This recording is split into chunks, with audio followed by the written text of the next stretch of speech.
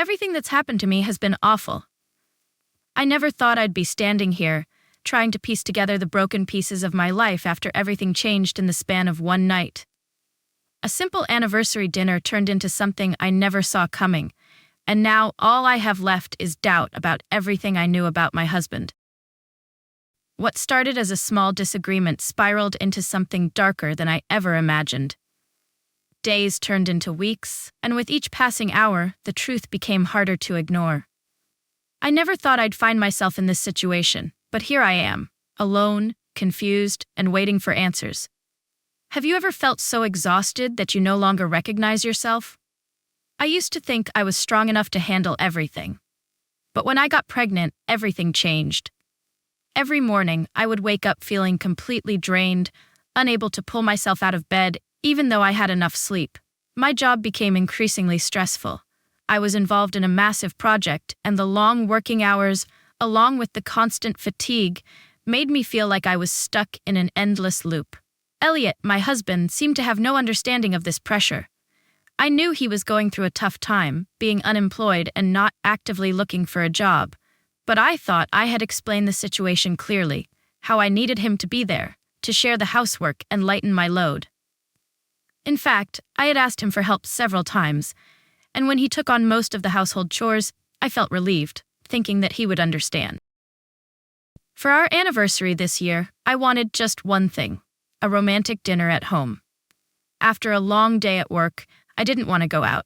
I just wanted to sit next to him, enjoy the meal he prepared, and then cuddle up under a warm blanket. That was all I wanted this year. But when I told Elliot about this idea, he wasn't as excited as I had hoped. He didn't refuse, but his attitude made me feel like I was bothering him. He agreed, but I could sense the reluctance in his response. The next day, I went to the office, feeling a bit uneasy because Elliot didn't seem enthusiastic, but I still hoped that everything would be fine by the evening. Little did I know, that day would bring something I never imagined. When I came home, Elliot wasn't there. I thought maybe he had gone out with friends or to an interview, so I wasn't too worried. I took a shower and laid down on the bed, exhausted. An hour later, when I woke up and looked at the clock, I realized it was nearly midnight. A feeling of unease swept over me as I saw my phone screen. 8 missed calls from Elliot, and a long message. I opened the message, my heart sank as I read the words. "I understand you're tired because of the pregnancy and work, but I'm so fed up with being ignored, having only a few minutes of conversation every day. You expect me to do all the housework and plan this boring anniversary on my own. I'm really angry. So I'm staying at a friend's house tonight. Text me when you see this." Those words hit me like a slap in the face. I tried calling him back, texting him to explain, but there was no response. The feeling of frustration and abandonment grew stronger. Why was he acting like this? Why couldn't I get a clear explanation from him? My heart felt heavy, but I couldn't stop thinking about that question. The next morning, I couldn't stop thinking about what had happened. I decided to take the day off, to spend the entire day looking for Elliot and figuring out how to resolve things. But when he returned, I had no idea what he would do next. The next morning, I woke up with a heavy feeling. My eyes were sore and my mind was blank. I couldn't stop thinking about the message from Elliot the night before. I hadn't been able to sleep after reading those words, and now I found myself confused, lost, and unsure of what to do next. Our relationship had always been stable, but now I felt like something had shattered, something that couldn't be repaired. Why did he choose to act this way instead of talking to me about how he felt? I understood that work and the pregnancy were making me exhausted, but I never thought I'd feel this abandoned. The long hours, the constant pressure, and the fatigue were unavoidable, but I always tried to make time for Elliot. Yet he chose to stay silent, then just left without any explanation. Was he really tired of me? I couldn't stop asking myself that question. As much as I wanted to call him immediately, I knew I needed to stay calm. I decided not to text or call again. I felt that doing so would only make things worse, so I tried to focus on doing something to clear my mind. After all, I needed to solve this. I couldn't continue living in uncertainty and the feeling of being abandoned. That day, I called work to take a day off because I knew I wouldn't be able to focus. I spent the whole day at home, pacing around, going over the thoughts in my head. I still couldn't shake off the feeling of emptiness I had when I read his message, but I also realized I wasn't blameless. I hadn't paid enough attention to him while I was so caught up with work. Had I made him feel neglected? But then I thought about it again. Was I the only one responsible for what was happening? Elliot had a part in this too. Why hadn't he just talked to me about how he felt instead of running away? I felt cornered, trapped. If he wanted to talk, why didn't he just say it instead of disappearing? By 5 p.m., I couldn't sit still anymore. A decision had formed in my mind. I couldn't just keep waiting. I had to see him, right now. I couldn't let him keep avoiding me like this. I grabbed my purse and locked the door, making up my mind to go to his friend's house, the place he said he was staying. The anger and disappointment inside me grew with each passing minute, and I couldn't keep living in this uncertainty. Driving to his friend's house, I felt like I was heading into a situation that I couldn't turn back from. My mind raced with 1,000 questions. Would I find Elliot? Would he admit his mistakes and come back to me, or would I face more silence? The anxiety and fear grew in me, but I couldn't turn back. My frustration had overtaken everything. When I arrived, I knocked loudly on the door, the sound echoing in the stillness. I could feel the tension inside the house, but I couldn't stop. Elliot's friend answered the door, looking a little surprised to see me, but when he realized why I was there, his demeanor shifted as if he didn't know what to say. "Elliot's not here," he said. "He left for Ireland on the 9th. I couldn't believe what I had just heard. Ireland? He had gone without telling me? My heart sank. Ireland? My mind raced. Had he really left without a word? It felt like another blow to the gut. Was this a betrayal? Ireland? The word kept ringing in my ears like an echo that refused to fade. My mind was racing, my thoughts chaotic. How could he have gone without telling me? Why hadn't he said anything? I felt like I was drowning in a sea of confusion, betrayal, and frustration.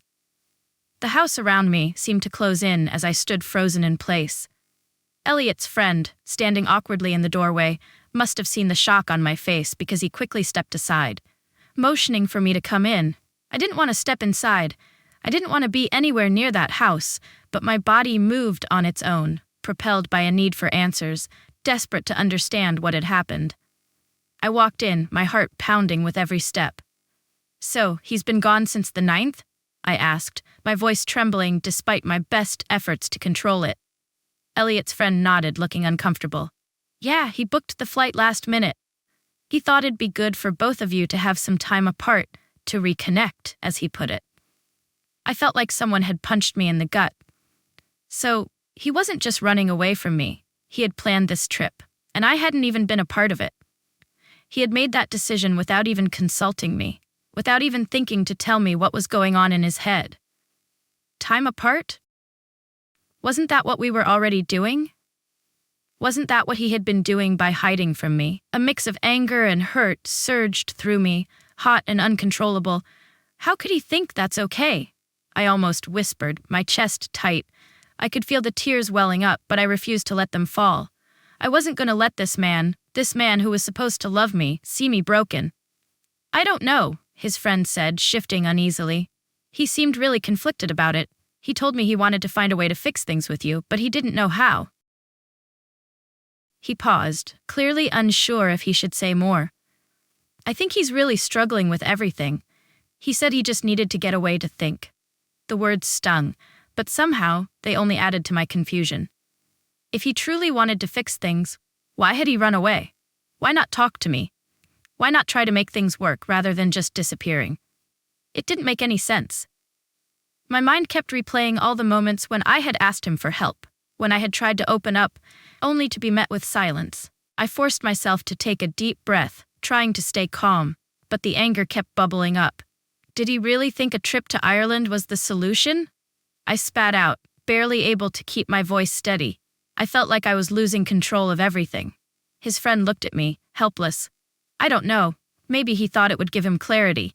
He told me he had a lot to think about." "Well, I can't just sit here and wait for him to figure things out," I said, my voice hardening. He should have communicated with me, told me what he was feeling instead of making all these decisions on his own. I stood up abruptly, pacing the small room. My head was spinning with so many emotions. Betrayal, sadness, anger, confusion. I had never felt so alone in a relationship that had once felt like home. The thought of him out there, in Ireland, living his life without me, was unbearable. But the more I thought about it, the clearer it became. I wasn't going to wait around any longer. I needed to confront this, face the reality of our relationship, and stop pretending everything was fine. "Do you know when he's coming back?" I asked, trying to steady my voice. His friend hesitated, then finally spoke. "His return flight is booked for the 20th. The 20th. A whole week. A week of nothing, of being left in the dark while he was off somewhere, thinking about our relationship. Without me." I felt my anger rise again, but this time it was mixed with a strange sense of determination. I wasn't going to sit here, feeling sorry for myself. I had to take control, confront Elliot when he came back, and figure out what had gone wrong. I wouldn't allow myself to stay in this limbo any longer. I turned to Elliot's friend, my decision clear. "Thank you for telling me this, but I need to figure out my next steps now." Without waiting for a response, I walked out of the house, my mind set on what had to come next. The 20th finally arrived, and I couldn't shake the feeling of tension and nervousness in my chest. A week had passed, and each day felt like an endless waiting game, making me feel more and more drained. When Elliot came back, would he be able to face me with everything that had happened, or would we continue to avoid each other in silence? I didn't know how to prepare myself for this meeting. That entire day, I couldn't do anything. I had rehearsed the questions in my head, all the things I wanted to say to him, but part of me feared it would all be pointless. The disappointment had consumed me, and I felt like a ship lost at sea, with no direction and no way out. As evening approached, I still couldn't decide whether to call him or not. In the end, I decided there was nothing left to lose. I texted Elliot, telling him to come home that I needed to talk. I knew this wouldn't be easy, but I had to do it, for myself, and for our relationship. Just a few minutes later, my phone rang. My heart raced as I saw his name on the screen. Taking a deep breath, I answered, trying to stay calm. "Are you still angry with me?" Elliot's voice sounded weary, as though he'd been battling with himself for a long time. He wasn't home yet, maybe still at the airport or on his way, but his voice made me feel like everything inside me was crumbling. "You left without saying a word, Elliot. You've been gone for a week without telling me anything. I can't understand why you did that." I nearly burst into tears but managed to keep my composure. "Why couldn't you talk to me? Do you have any idea how I felt?" Silence lingered on the other end of the line for a few seconds, and I thought maybe he wouldn't respond. But then he spoke, his voice growing deeper. I know how you feel. I just needed time to think. You don't understand, I've been so confused. I feel like I've lost myself and I didn't know what to do next." "You feel like you've lost yourself?" I felt insulted, but I couldn't hide the pain in my voice. "What about me? I felt the same way, Elliot. I needed you, and you just left. I can't understand why you couldn't trust me." His voice sounded weaker now as he replied, "I'm not perfect, and you know that. I just didn't know how to make things right. I love you, but everything just feels like it's falling apart." His words confused me. He loved me, but he left without thinking of me, without thinking about our relationship. Could I forgive him again? I didn't know. Part of me wanted to be angry, wanted to end everything and never look back. But another part of me wanted to believe his apology, to hope that we could fix things. "I don't know anymore, Elliot," I said, my voice small. "I don't know if we can go back to what we were." He stayed silent, then finally said, "I'll come home soon. We'll talk when I get back." When the call ended, I stood still, overwhelmed with mixed emotions. Everything could either end or start again, but I knew that, no matter what, I couldn't keep living in this uncertainty. Our story wasn't over, but I felt like I was standing at a crossroads, and I needed to decide where to go from here. The next day, I couldn't stop thinking about my conversation with Elliot. He was coming home in the evening, and I knew this meeting would decide everything. I couldn't keep living in this uncertainty. I wanted answers. I needed to understand the reasons behind his silence and his leaving. But could we really get past all of this? Could we fix the broken relationship? As the sun set and I saw Elliot's car pull up in front of the house, my heart raced. I didn't know what to expect. My emotions were all over the place. Part of me wanted an explanation, forgiveness from him, but another part feared that we couldn't go back to what we had. Elliot got out of the car, his face tired but also full of worry. He looked at me for a long moment, then walked over. I couldn't read the emotion in his eyes, but I felt the tension in the air. "Do you want to talk?" he asked, his voice deep, serious. "I think we need to talk," I replied, unable to hide the anxiety in my voice. I looked into his eyes, feeling a mixture of pain, but also hope. We had come this far, and now was the time to face the truth. We sat down on the sofa, and I couldn't bring myself to look him in the eyes. I stared at his hand instead, trying to steady my racing heart. "Elliot, why did you leave? Why didn't you say anything to me?" I asked, trying to stay calm, even though I felt like my world was shattering. He sighed, then gently took my hand in his. "I didn't know what to do anymore. I felt lost, disconnected from you. Everything started to feel too difficult. I didn't want to hurt you, but I also couldn't keep running from my own feelings." I stayed silent, feeling his words like a shock to my system. "You also have responsibility in this, Elliot. I've tried everything, but you chose to run instead of facing the problems together." At this, he looked at me, his eyes filled with regret. "I know, and I'm really sorry. I was wrong not to face you. I didn't realize that we needed each other more than ever. I love you, but I didn't know how to hold on to that love." A sense of relief washed over me. Finally, he admitted what I had felt all along. We both had our faults, but what mattered more was that we still wanted to move forward together. "I love you too, Elliot," I said, my voice softer. "But we need to learn how to face each other, share our feelings, and not give up when things get tough.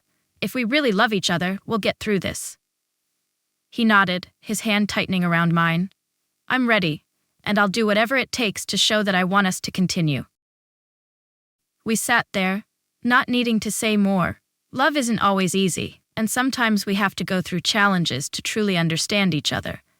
But I realized something important. A relationship isn't just about the happy moments. It's about facing difficulties together and growing as individuals.